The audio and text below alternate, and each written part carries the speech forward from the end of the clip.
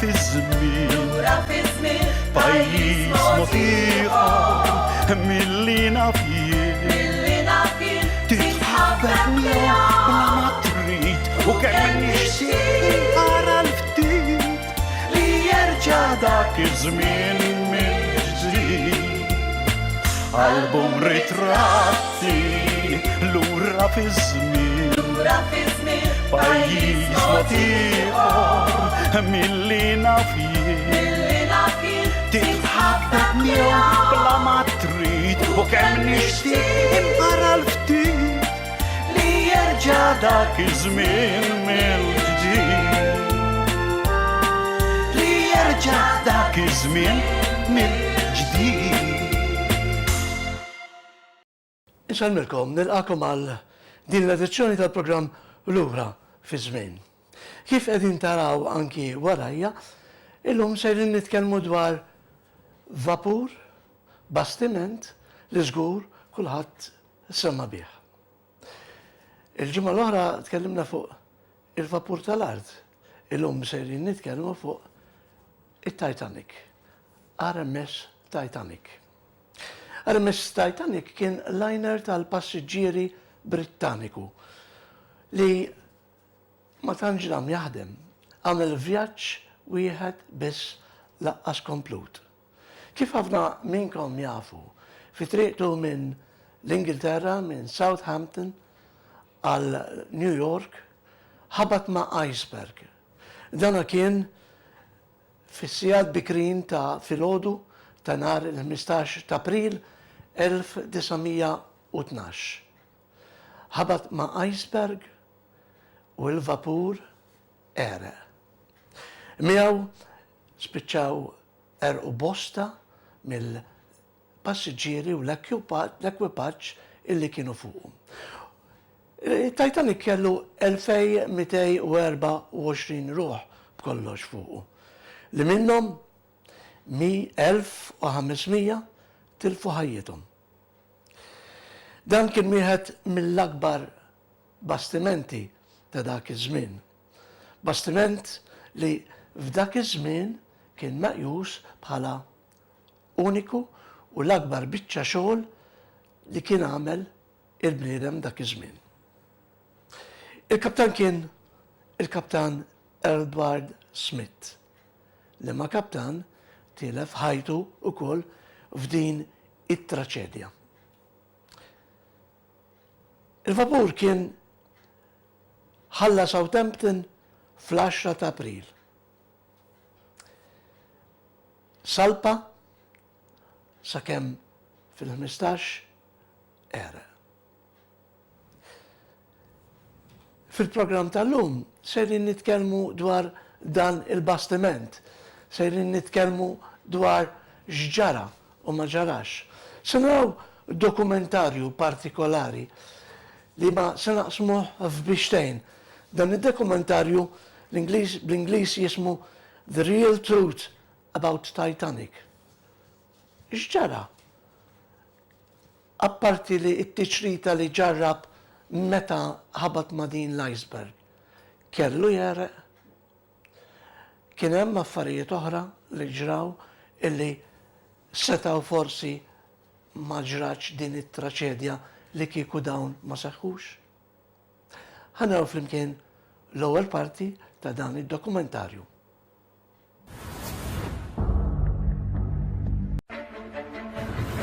She was the largest ship ever built. And yet her maiden voyage would be her last. After RMS Titanic struck an iceberg, 1,500 men, women and children drowned, sending shockwaves around the globe and starting a debate that still rages today.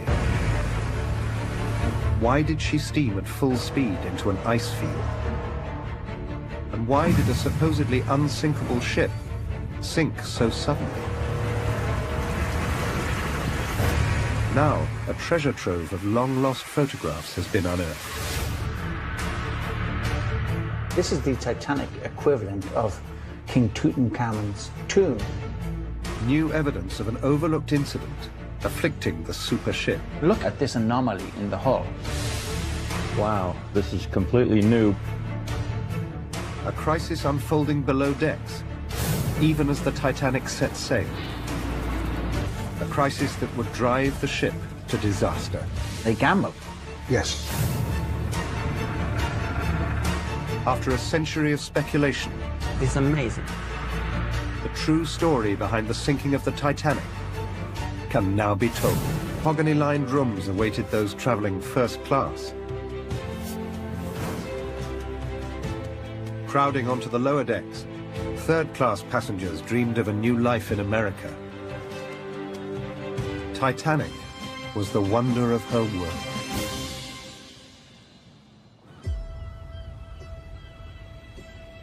This is the footprint of those mighty vessels. The length of 4 city blocks, you see it here. And when you look around this dock, you still can imagine that the waterline was the height of this dock.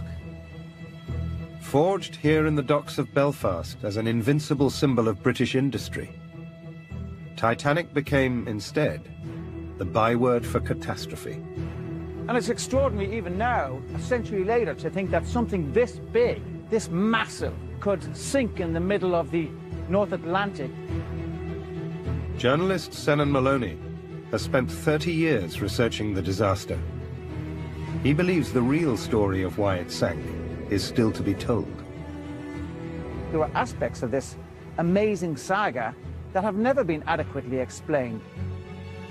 Why was she going so fast when she had been warned repeatedly about an ice field in her path? Why did she not slow down? Why did she not divert?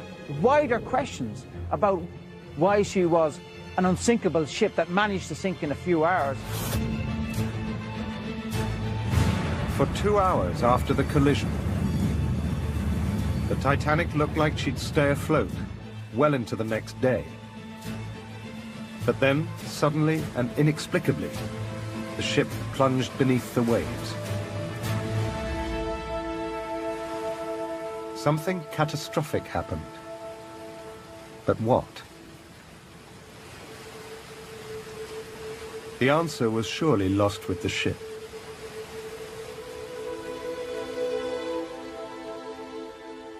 Or so everybody thought.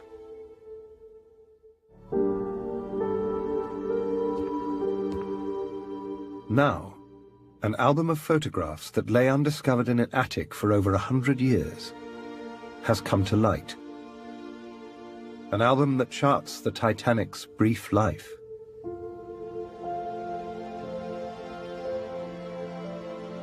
This remarkable collection of images, shown here for the first time on television, were taken by the Titanic's chief electrical engineer, John Kempster.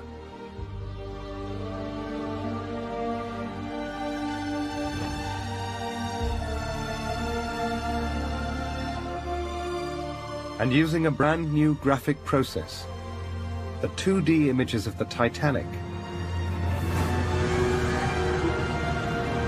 can now be brought to full-color, three-dimensional life.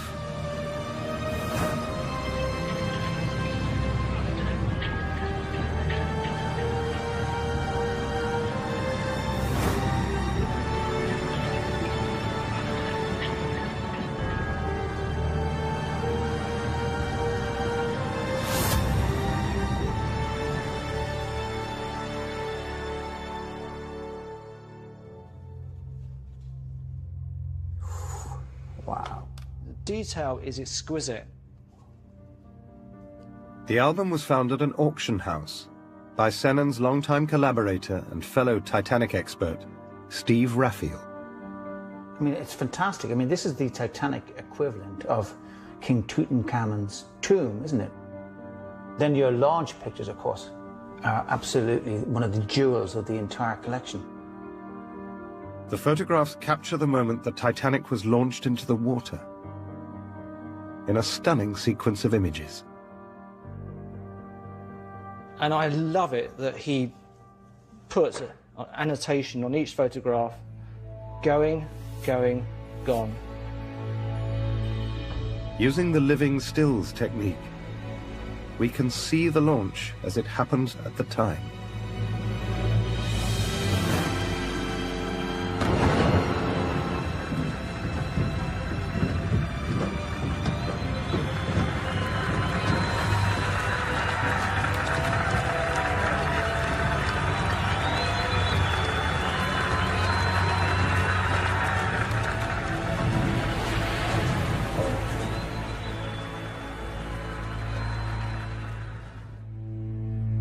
But these photographs aren't just a unique window onto an historic moment. There's something else. I kept turning the pages, and I wasn't really quite prepared for what I was about to see, because as I turned to this section, I spotted what I thought was a very strange mark on Titanic's hull, and it's just there.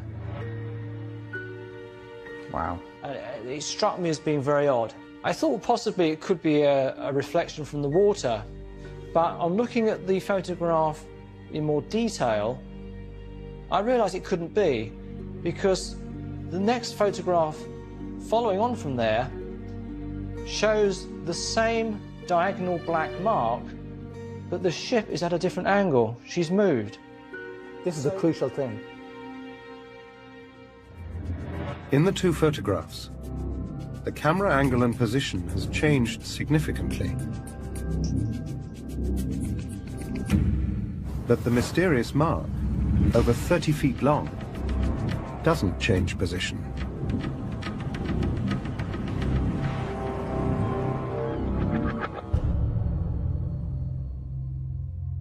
And if you blow the image up even more, and particularly that area, you will see that the top part of that black diagonal mark follows the line of the hull plating. Yeah. Which is very, very strange. And it just stops there, doesn't it? It just stops completely. Exactly. What you found is absolutely inexplicable. We were looking at the exact area where the iceberg struck, and we appeared to have a weakness or damage to the hull in that specific place before she even left Belfast. If the Titanic had been weakened in the very region where it would be struck by an iceberg, it could rewrite history. But what could lie behind the mark? The photographs reminded Sennen of a fact known generally only to Titanic historians. The ship suffered a fire. It instantaneously jumped into my mind that we had a fire in this location before she even left Belfast. The fire took hold in a coal bunker in Boiler Room 6, and the room is directly behind the place where the dark mark begins. The question is, once he knew he was approaching iceberg. The fire was mentioned in the official inquiry in 1912, but was judged to have played no role in the disaster.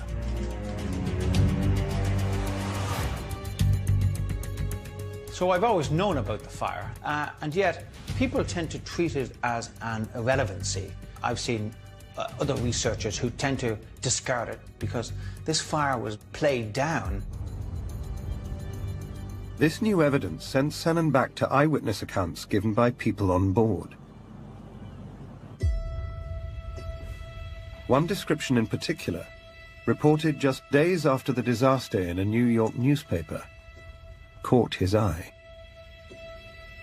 I found an article by John Dilly, a fireman, who wasn't brought before the bench in London. He actually was speaking at the quayside to a journalist, and he said that, unlike an irrelevancy, the Titanic fire was very, very important.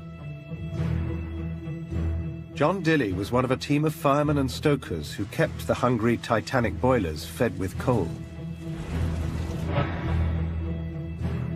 Dilly describes a serious fire in one of the ship's huge coal storage bunkers. It was discovered the day the Titanic prepared to leave Belfast for Southampton and begin her maiden voyage.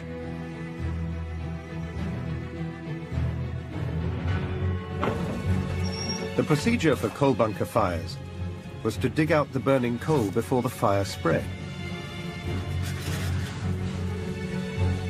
But the Titanic was the biggest ship ever built. Her coal bunkers were 3 stories high. He said, my sole duty, together with 11 other men. That's how many fought the fire. It's incredible. If you couldn't have an easily extinguished fire, that spoke to me of a very major fire. And this is what Dilly is saying. Listen to him. He says, there were hundreds of tons of coal stored there. We made no headway against it.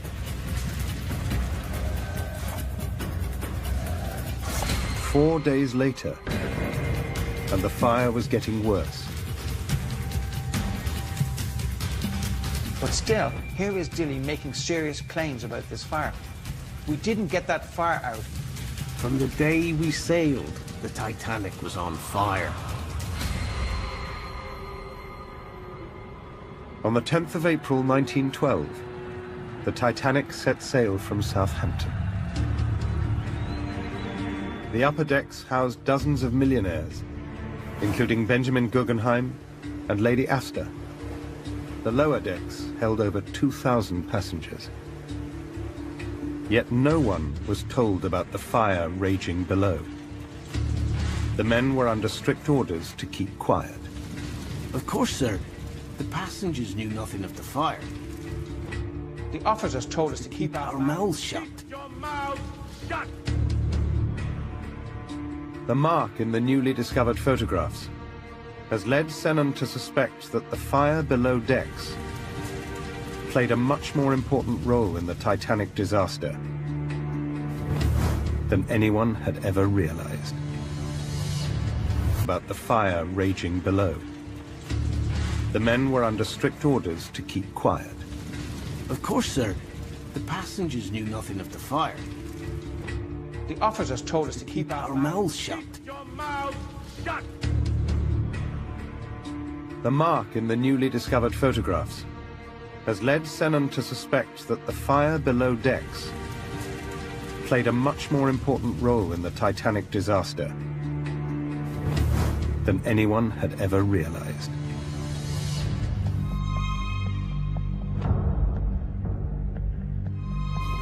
Rare photographs of the doomed supership Titanic have revealed a mysterious mark 30 feet long on the ship's hull.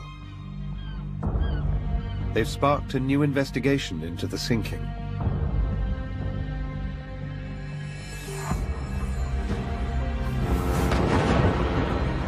At her launch, Titanic made headlines around the world. She took nearly 2,500 expectant passengers on her maiden voyage.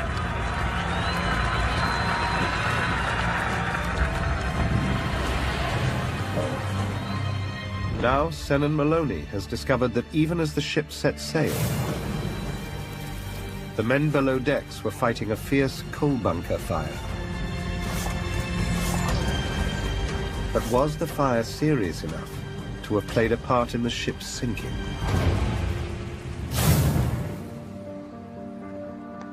That's what draws me into this story. I can't believe that a fire would have done so much warping and distortion to have done this seeming damage. How are you doing? How are you? Thanks so much for meeting me. Look at this.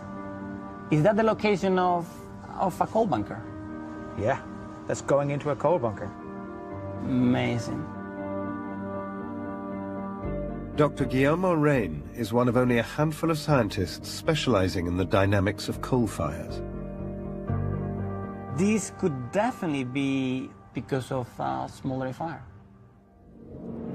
Dr. Rain thinks it's likely that the coal fire started by itself and burned for some time before it was detected. The scary part of smoldering coal is that it doesn't need an ignition event. It's spontaneous. It's what we call self-heating. It doesn't need an arsonist. It doesn't even need an accident. Just the bed of coal, the kernel of the bed will start to very slowly to heat up, but it will continue spreading until actually over the course of weeks, Weeks? Yeah. So when someone detects a smoldering fire in a big bed of coal, the fire has been going on for days for sure, weeks probably. The fire was discovered the day the Titanic set sail from Belfast. But the coal had been loaded into its bunkers 3 weeks earlier. I have accounts from people who went on board at Belfast and who saw a smouldering coal fire in the coal bunker there. Does that mean it must necessarily have been there for weeks already? Yeah. Really? The difficulty is that by the time you get a smell or signs that there is a fire happening in your bunker, it's already too late. And it's really difficult to suppress a smoldering fire. Very difficult. Why? Because what heat are we talking about down there? Smoldering fuels have a range of peak temperatures, maximum temperatures, that go from 500 Celsius to maybe 1,000 Celsius. 1,000 Celsius? Yes. The coal was stacked directly against the hull and a watertight internal division called a bulkhead. Both were critical to the ship's strength. Exposing them to the extreme temperatures of a coal fire would have been incredibly dangerous. The worst case scenario is it starts to affect severely the mechanical properties of the structure. It's a design flaw. It is a design flaw. Let's put it this way, I would not go into a ship that I know there is a smoldering fire inside. Really? No. Guillermo was telling me incredible things, that it was blazing for weeks before anyone even noticed, long before the ship even sailed from Belfast. Back in 1912, the scale of the blaze seems to have spooked the firemen who travelled with the ship to Southampton. Only 8 of the original crew of 160 took the onward journey to America. It was an unprecedented change of crew. So why would Titanic's owners go ahead and send their brand new flagship to sea with a major fire below decks? Could the answer lie in the troubled origins of the Olympic-class liners? On the surface, they were a prestige project.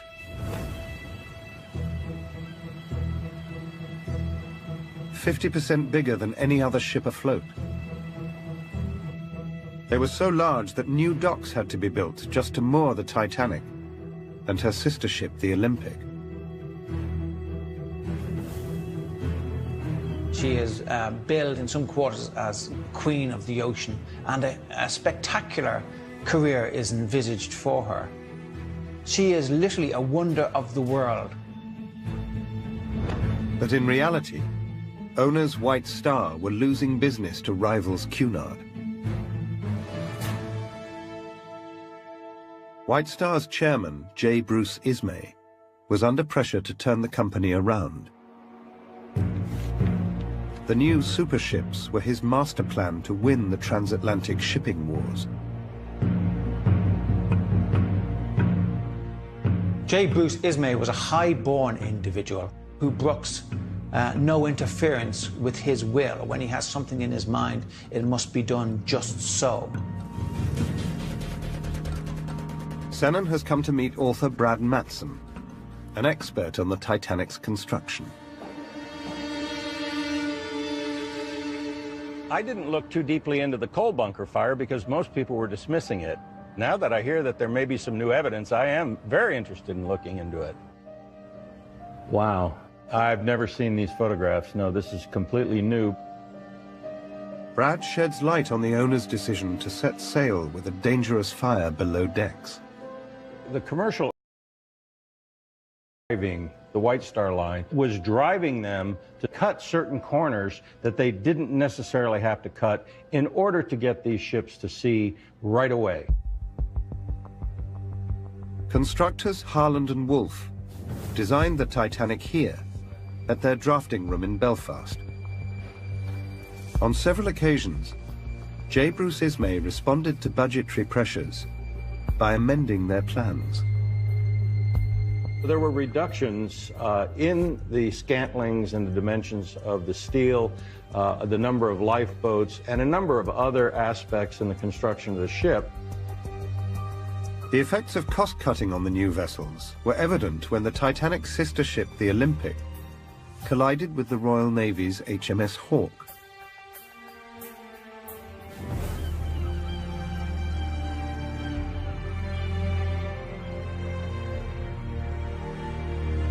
The photographs show the huge hole punched in her hull. The images appear to reveal that the steel used on the Olympic-class ships was substandard, a view confirmed by metallurgist Dr. Martin Strangwood. There was a lot of cracking in the steel, which is not a good idea. The bow of the Hawk can actually penetrate in through the whole steel. And if, as an engineer of that time, you were looking at pictures like this, it's showing that the steel has a capability to fail in an impact. Intriguingly, Dr. Strangwood also says this grade of steel doesn't cope well with extreme heat. The steel should be resistant to the effects of a fire as much as possible.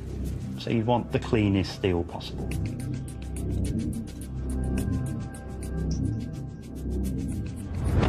And during the making of this documentary, Sen and Maloney unearthed an extraordinary letter that suggests there were concerns about the steel at the time.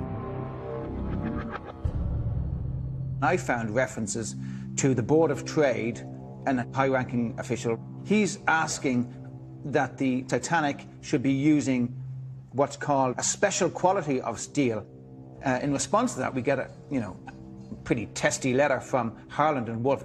That steel to ordinary requirements and tests was used throughout the vessel. Ordinary steel, not special steel.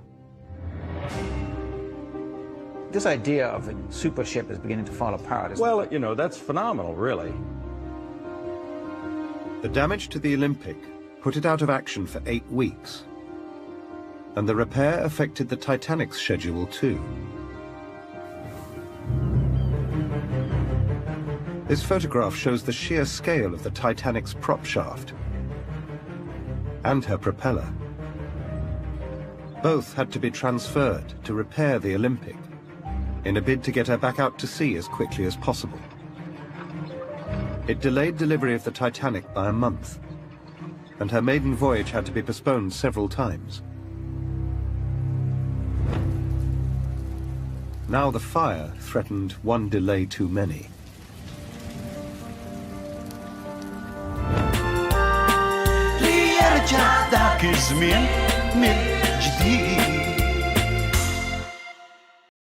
Nispera li dan il-dokumentarju jgħat joġobkom, li dan il-dokumentarju qed jtikom tarif ġdid dwar kif ereq it-Titanic u għaliex.